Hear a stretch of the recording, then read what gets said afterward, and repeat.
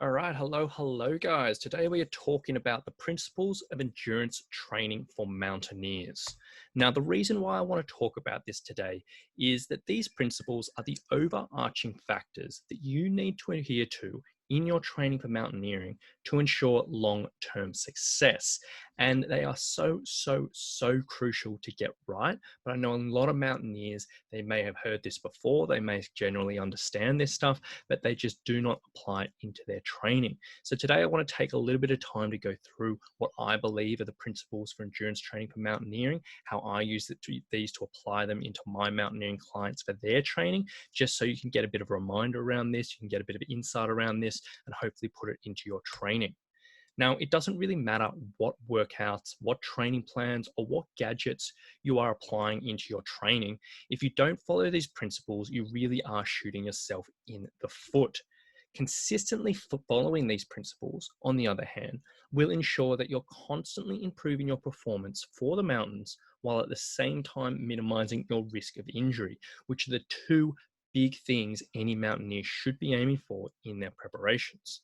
Now, when it comes to principles of endurance training or principles of endurance training for mountaineering, everyone does have their own beliefs there, and there's a lot of different approaches that people take.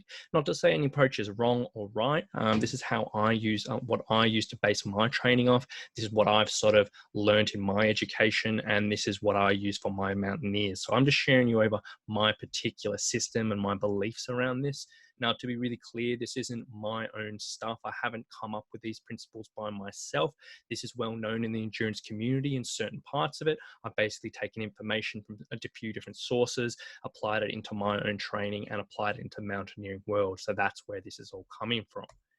So let's get into the principles now that is all said. Principle number one, the number one principle for endurance training for mountaineering is something called progressive overload. Now, if you've done any education around muscle and strength and conditioning, whether it's strength or endurance training or anything like that, you will be familiar with progressive overload, but it is very important to go over right now. Basically, if you're getting down the technical side of things, progressive overload is the concept of progressively increasing the training load and volume of physical work so that after a recovery period, an overcompensation will cause your muscles to go stronger or the targeted energy systems to become more efficient. So, bit of a mouthful there, but in very simple terms, in order to make the body fitter, stronger, or more resilient, you need to apply stimulus in regards to training, which it's not used to. What this will do is force the body to adapt, to grow, and to get better so it doesn't feel uncomfortable when the stimulus is applied to it. And that'll cause you to get fitter, stronger, and more resilient. And then as you continually adapt, you continually apply more stimulus, and bit by bit, you continue to grow and get fitter, stronger, more resilient over the long term. So that's why it's called progressive overload, because the same overload, you can't use that all the time because your body adapts very quickly. Now, on the other hand, when it comes down to this, if you don't apply enough stimulus and you are not progressively overloading the muscles, you'll reach a plateau where no improvements are made. And this is something I see from mountaineers all the time, particularly with their endurance work. And they'll say, look, I go out and I run 10 kilometers every single day. And you're like, sweet, cool, that's awesome. Like, good on you, fair play. And that's a really good base of fitness if you can do that without any issues. But if you're not progressing like every single week, or you're not progressing in a certain way, you're not getting any better. You're just maintaining, and that's not really going to do you any good. The same thing for people who are doing the same strength routine. I know we're not talking about strength so much today, but you see it all the time. They've been doing the same strength routine for 6 months. Haven't changed any weights, haven't changed anything. You need to be progressing things, or you're just going to sit on that plateau. You're not going to improve. Now, this also needs to go hand in hand with the other principle of gradualness, in which you need to slowly and bit by bit and gradually apply this extra stimulus. If you apply too much too soon, you're going to put way too much load on the body and put it at a risk of injury or illness or breakdown or whatever you want to call it. And that's not going to be a good thing. However, if you do too little, then you're going to be reaching that plateau. So you need to apply gradualness a bit by bit, increasing that load and really doing that in a controlled way. Now, sometimes it is a little bit of an art, and I'm trying to find how that applies and how that works for you, but that is the principle as itself. Now, this might sound like common sense, because it is common sense, and most people will be aware that this is what you need to do. but common sense isn't common. And I see so many mountaineers just missing out on this crucial element of their training in their preparations, and they could be seeing so much better results purely by finding some way to overload the muscles in a progressive way. So you might have heard it before, but have a genuine think. In your training and in your endurance training, are you applying this? Are you doing this week by week, month by month? Because if you're not, you're missing out. And then when we're talking about overload very briefly, you can apply this in so many different ways. Like traditionally with aerobic training and endurance training, if you're doing a run, a hike, a cycle, you might just add extra 5 minutes every session, and that's overload. Or if you were doing a pack hike, you might add a little bit extra weight. Or if you're doing in intervals, you might do more intervals, or you might do quicker intervals, or any way you can find that little bit of overload each session you do is going to be good for you. So that's what you really need to think about. So that's principle number 1, progressive overload. Principle number 2 is specificity. All of your training should be done with the aim in mind of improving your mountaineering. If that's what you're training for, to be a better mountaineer, to succeed on your upcoming adventure, or stay fit for the mountains, or whatever you are aiming for, all your training should be directed towards that. You know, you're not training for weight loss, so why would you be following a weight loss program? You know, maybe that might be a sub goal of yours, but you need to be training specifically for mountaineering and thinking about the weight loss somewhere else. You're not training to be the best on a Strava segment, so why are you obsessing around that? And you're not training for an ultra marathon or a marathon or a triathlon or anything like that, or some type of competition. You are training for your mountaineering. You might be doing Strava segments, you might be doing competitions around what you're doing, but that's not your end goal. So all of your training should be done with the aim in mind of improving that end goal. Now, this goes further into thinking about not just, hey, you need to be doing training which applies to mountaineering as a sport, but this goes further into the actual particular climbs and the particular adventures you're preparing for. You know, you got to ask yourself, how long are the days? What loads are you carrying? Is there any significant climbing? What's the terrain like? And a whole bunch of other factors which play into it. We all know every climb's different. We all know every mountaineer is different. So you need to be making sure you're training the specific aspects that you need for this particular adventure. So if you're, you know, preparing for a short mountain one time and a super long mountain another time, make sure you've got different preparations. It's pretty straightforward. And then the preparations between an ultramarathon runner and a mountaineer are different. They might seem similar, they might have a lot of crossover, but they are different, as are the preparations for a mountaineer who wants to summit Manaslu in Nepal or Mount Cook in New Zealand. Very different climbs, very different mountains, very different preparations.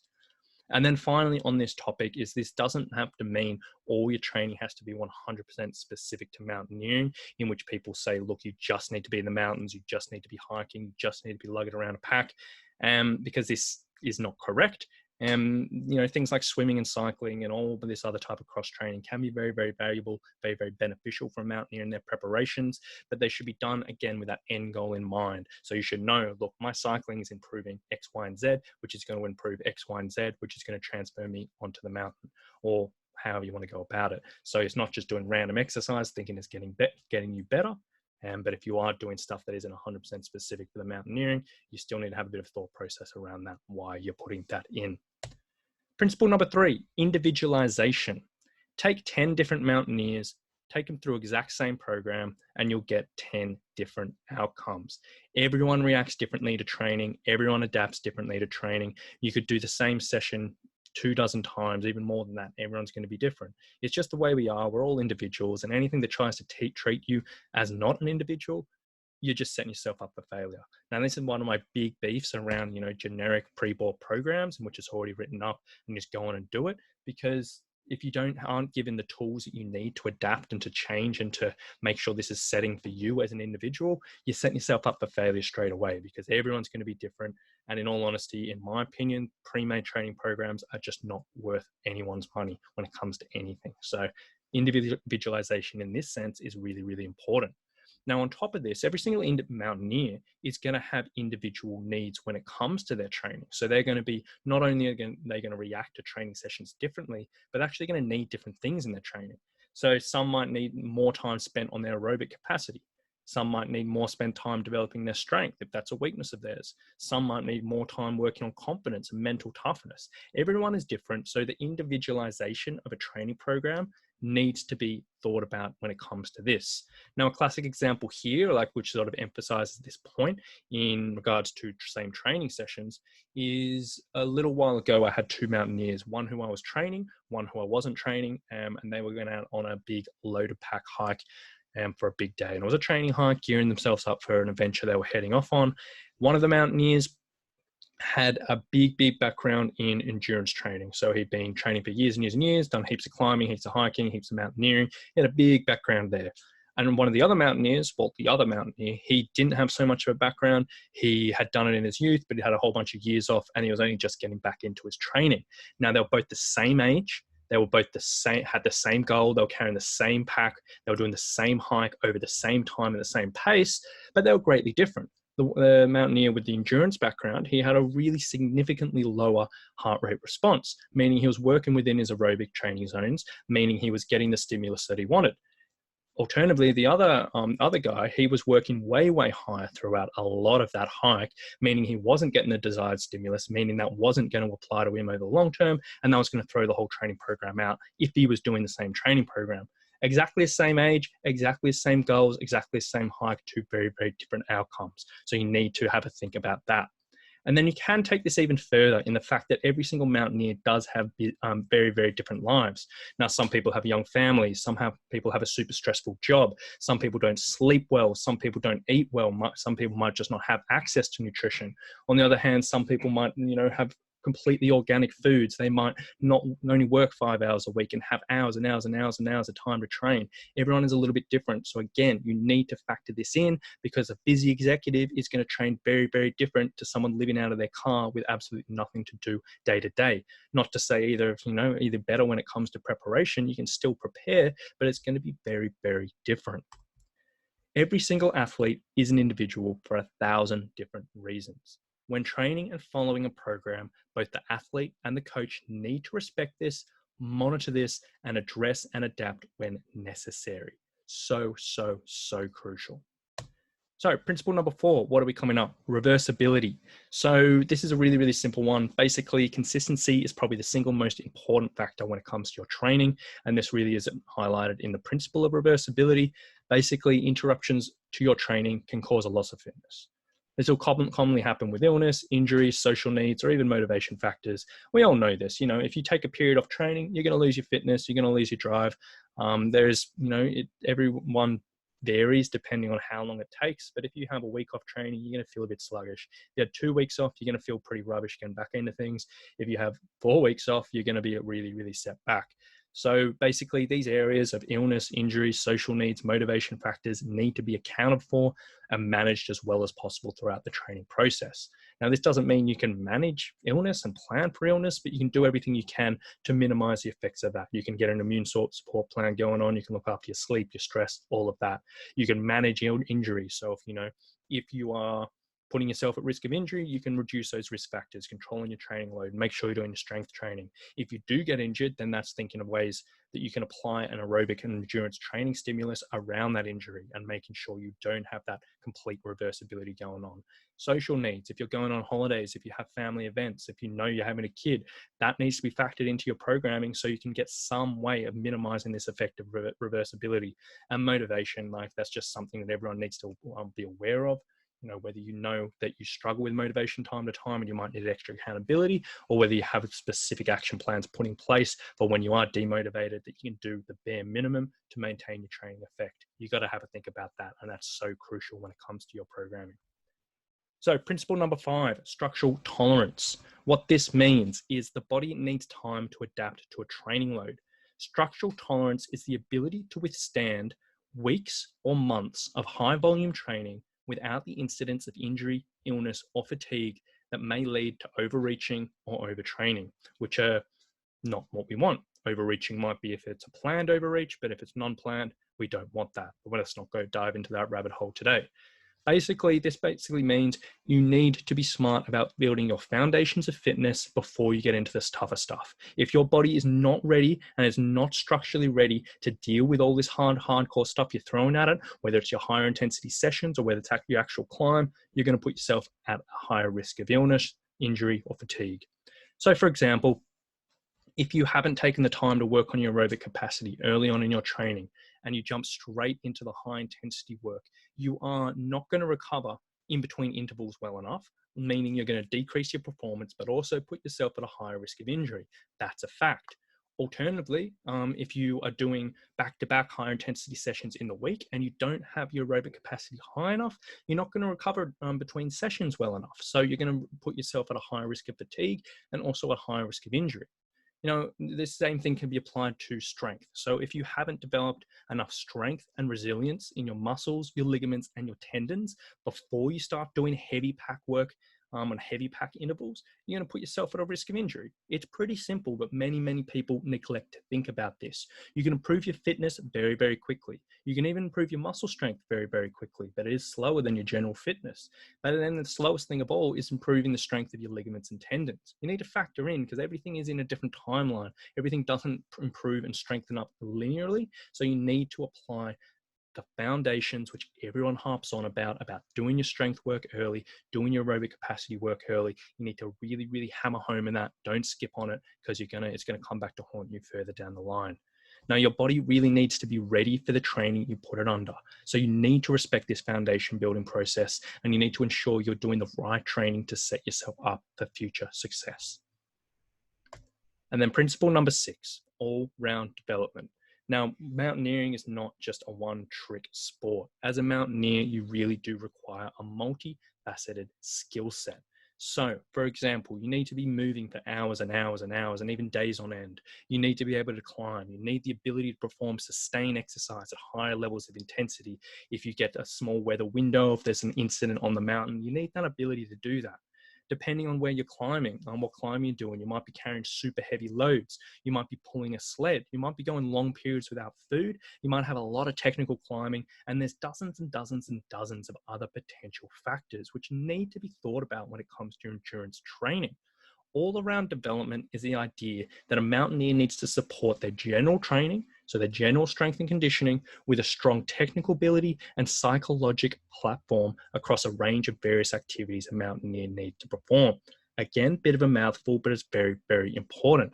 Now, the easy way to think about this is technical skills. Yes, most mountaineers will probably put a lot of emphasis into this, learning whatever skills they need for their particular climb. That's very important. But then you might think about the less technical skills. So, as I said, pulling a sled. If you're not training for that and you need to do that on the mountain, you're mental. You need to do it. I know a lot of people try to skip out on this stuff, but think about every single thing you're going to be experiencing on the mountain. How can you incorporate that into your endurance training? And the same thing for mental strength training. If you're waking up, if you've got a massive summit day and you're going to be on your feet for 22 hours, you need to make sure you can do 22 hours worth of work. It doesn't have to be climbing a mountain for 22 hours, but you need to be aware that you can do that and you've done it. So mentally you're feeling good. Same thing if you've got rubbish weather. You need to be getting out in the rain or the snow and training. If you not going to be sleeping well, you need to be aware of how you operate when you're sleeping poorly, so you can be mentally resilient in these situations. These factors do need to be thought about when it comes to your endurance training. Sometimes they just get pushed to the side and sort of used as an afterthought for many mountaineers, and they'll do a random mental strength training session here or random technique or whatever. But if you think about this as a principle of your endurance training, if you think about this as initially when you're putting together your programming and keep this in the forefront of your mind, it'll be that much more effective. So very important all-round development. So to wrap things up, these 6 principles really should be the basis, in my opinion, of every single thing you do in your endurance training as a mountaineer. There's a lot of crossover into strength work as well, but this is generally around your endurance training. If any of these concepts do sound completely foreign to you, or you have no idea how to apply them into your training, you need to put your education hat on, go down the rabbit hole and really learn about these things so you can get the benefits out of it. Or you need to reach out for a coach who's a professional to help, so you don't have to spend those hours going through learning all about those 6 principles and how to apply it, but at least you've got someone in your corner to help you out there. Over the long term, these principles will make or break your training, which will directly impact your chance of success, your safety, and your enjoyment while you're on the mountain. That is what we're doing in training. We're trying to ensure a safe, enjoyable, and successful adventure. You need to think about that and you need to apply this. So that's enough from me today, guys. I do hope you've enjoyed this. If you do need extra help, or you want any more information around this particular subject, or you need help with your preparations, you can reach out to me at rowan@summitstrength.com.au. I'm always happy to answer questions. Alternatively, if you do need help with your training and you are looking for a mountaineering specific strength and conditioning coaching program, you can find my online summit program, which is specifically designed to get mountaineers fit, strong, and resilient for their adventures at summitstrength.com.au/online-mountaineer. You can check out the program there, tell you all the details and all the success stories of the mountaineers I've had. So very much hope you've enjoyed this, and we'll talk to you soon. Bye.